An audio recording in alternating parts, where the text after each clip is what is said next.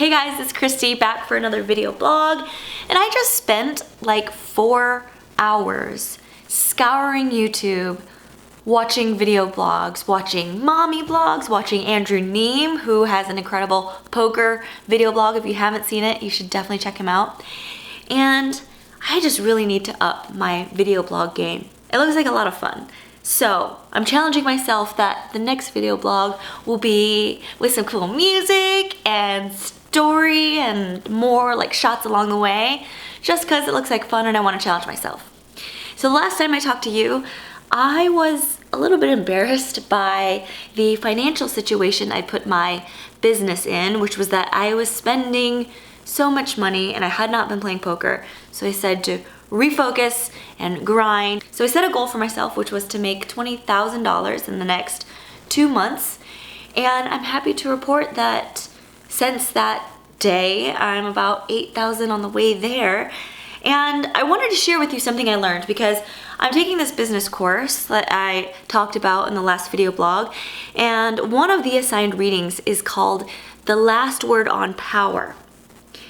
And it's a tough read. It challenges the way that we think about the world and is also very direct and blunt. And one of the quotes that they kept repeating over and over in the book is, well, we don't need to know where we're going because we are all going to end up in the same place. We're all going to end up dead and in the ground with dirt thrown on our faces. And at first I was like, oh my goodness, this is really dark and I don't like this. And I realized that it was intentionally descriptive and graphic because if we can use this as a context from which we live our lives, we basically create freedom for ourselves. Because think about it.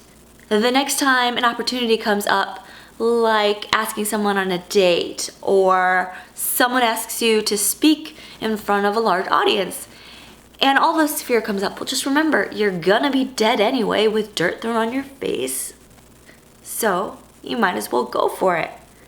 And this idea came up in one of my sessions, which I was stuck maybe a couple thousand, and I had all of these thoughts about, man, maybe I shouldn't be using poker to fund my business. Maybe I'm not good enough. Maybe I'm wasting my time, or all of these thoughts, and I felt stressed. I just remembered this quote, like, hey, chill out. At least you're not dead. Like, you know, like, but did you die? No, so you might as well have fun. You might as well go for it. You might as well enjoy the process. And so I kind of shifted my energy.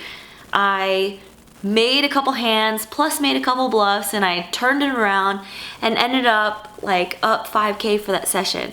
Look at this creeper that's following me around trying to take all my money. Ain't right. And what's interesting is within that session, how much I was down, the players at my table, what I was there for, that everything else in my life was the same. But what shifted was who I was being about the situation. Before I was like, oh, blah, blah, blah, I'm stuck, this sucks, can I win, blah, blah, blah. And then all of a sudden I shifted to coming from this idea of, who cares, I'm gonna die someday anyway, I better enjoy this and I just might as well go for it. The only thing that changed was the way I was thinking about the situation. And so the very night after that, I kind of used this context in the name of partying, and we went out with my brother-in-law and my soon-to-be sister-in-law and celebrated their birthdays. And even using this context when with people, it's like, man, remember that this is impermanent. Like, we're all gonna die. Like, let's get the most of this. It's like, I am so in this concept of work hard, play harder. Wherever we're doing it hard, like hard, not like hard, you know what I mean? But like passionately, present, intense, like, you know? So with intention and excitement, I taught my little sister how to do a sake bomb, which she had never done before. Do you even know what you're doing with that thing? Guess we'll find out. Don't worry, big sister will teach her. Balance it. Plant the table and the top. This is my sister's first sake bomb. Not my first sake bomb. It's not mine either. We'll teach her how it's done.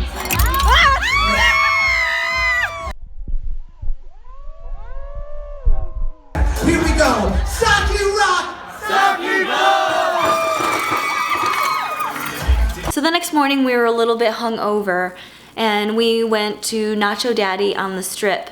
And we were talking to my sister about how the night before, one of our friends who's a very good singer, she kind of like owned the night. She grabbed the mic at the party and started singing, and my sister's an amazing singer as well.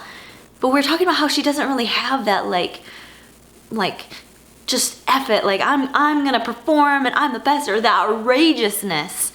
And we talked about how that outrageousness required risk, and how we can use this concept or context of, well, we're all gonna die with dirt on our faces anyway, so we might as well take risks, who cares? So we challenged her. She's gonna sing in front of the whole restaurant. Here? Yeah. Is that what's going on? We're making her perform a big risk. See, risk every day. Hashtag risk every day. Lindsay, we're trying to get her to be outrageous. So we're thinking that to have her risk would be to stand right there, and sing. Let's do it. Just as a risk, because she's afraid. She's afraid of what everyone's gonna think. I'm AJ. Okay. To get you out of your comfort zone. Go ahead, go on. Are you still recording right now? Yeah. Oh my god. Go on. Are you serious? I'm not gonna make a single face. I'm just gonna drink my water. Wait. No, don't record. She's recording. Let's get it started in here. Oh god. I love that she was so open to risk, because I think that what is between what we say we want and what we have is our ability to risk, and we're never gonna feel like it. But if in moments of strength led by our vision, we can go out of our comfort zones and even take one small step, one small risk, and continue practicing doing that, we will watch our life transform if you just continue to risk. Hashtag risk every day. And honestly, that is what I've been doing. I have so many exciting announcements coming up, and I'll share with you in my next video blog, which like I said, I'm gonna challenge myself to make super cute and cool. And thanks for all the inspiration, you amazing video bloggers out there. And remember, risk. You're gonna be dead with dirt thrown on your faces anyway. Might as well go for it. Fuck.